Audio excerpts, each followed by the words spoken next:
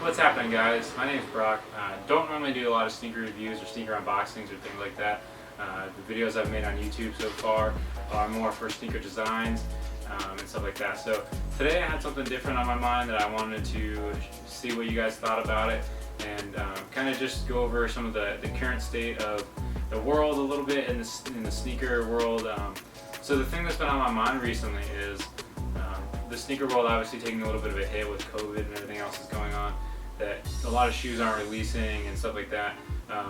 But it's been trending in this way for the last couple of years where people associate the value of your sneakers by somebody else's monetary value. And to me, that was never what sneaker collecting or having a lot of sneakers or even having any sneakers was really about. Sure, there's sneakers that mean more to other people or more sentimental to some people than others, but chasing after a shoe that is only because it has a monetary value wasn't something that I ever really associated with. Sure, I have some shoes that are worth a couple $100s or more, but that doesn't mean that that's the only reason I like them. So I wanted to just show people that a lot of the shoes that I currently have, I didn't pay even retail for, and there's a few different ways that I did that. So today I'm going to show you two different shoes that I bought on eBay. Both these shoes are 10 years old. They're the same exact shoe actually, just different colorways. But they're from 2010, 2011, and they're both shoes that I really always liked. I've had a couple of the pairs of the same shoe, but just not these colorways.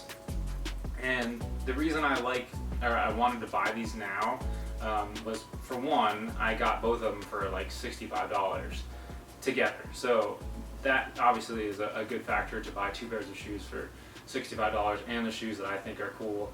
And in the sneaker community, I guess most people consider them pretty cool, or at least they were in 2011, 2010. So with that being said, that was the big reason. Then the second reason is also there's a lot of storytelling elements of these shoes, and I think that the storytelling is somewhat getting lost in some translation sometimes with the way the shoes are made now and all the extra eyeballs that are on the sneaker world. In 2010, when these shoes came out, there wasn't nearly as much information, or there were people into sneakers, but it wasn't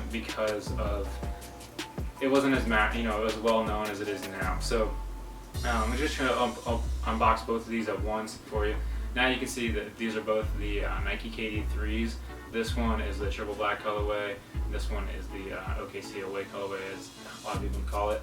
But both these shoes, to me, like I said, a couple different reasons. One was the price, and secondly was the connectivity of some of the stories that are ingrained in the shoe. They tell the story in the shoe, and not just through the marketing materials and the colorways. And it's actually part of the shoe that can't be taken away. So some of the things that I like are on the outsole. Very subtly, they have this BF62 text. I'm pretty sure, it's been a long time since I've actually done research on the shoe, but pretty sure it's from when Kevin scored 62 points at Berry Farms playing pickup. Secondly, it was like this kind of Jordan 6 inspired tongue pull tab, which has a little cutout in the logo, and you just like slide your finger in, open the shoe up, slide your foot in real quick, and you're ready to hoop. The next one would be on the heel tab. This was probably my favorite one. There's like a gamer XO, AB gamer controller buttons on the heel that say KD35. Obviously just a nod to Kevin's video games and stuff like that he's been playing when he's not on the court. Another nod to one of Kevin's off-court skills and things that he likes to do is the piano keys that run through the shank. So on the shank, there's like these little bitty piano keys that are kind of around this section here, and just again something that kind of showcases Kevin's personality off court. Something that he does, always has been talked about on court is when, especially in OKC, like the togetherness of the group of five that was on the court at once. So there's 5 different lightning bolts that kind of run in this spiral pattern out from the pivot point, and those lightning bolts represent the 5 players that are on the court at once. Obviously he's got like the WP Wanda Pratt logo on the toe here. There's also like 3 little stars, which would represent that this is the 3rd shoe in the KD line. So again, the whole point of this video, like I said, I paid $60 for these 2 shoes. The whole point of this video is just to show people that if you're patient, you know what you want to find, and you go on eBay, you can find really good deals. And to me, these shoes are both great shoes. This one I'll probably end up playing in a little bit. This one I'll just rock out court. But both of them I think are really something that I enjoy. Whether other people associate a monetary value to them, obviously these aren't worth $600 and these ones aren't worth $400 or whatever, but that's not the reason that I enjoy the sneakers and I enjoy collecting them. It's because I like the stories that are actually told within the shoe, and also I like the playability of both these shoes are actually really well good. And if you guys would be so kind to like or comment and tell me what you think about the KD3, something that you forgot about, something you haven't seen in a little while, or had you had a pair of these back in the day.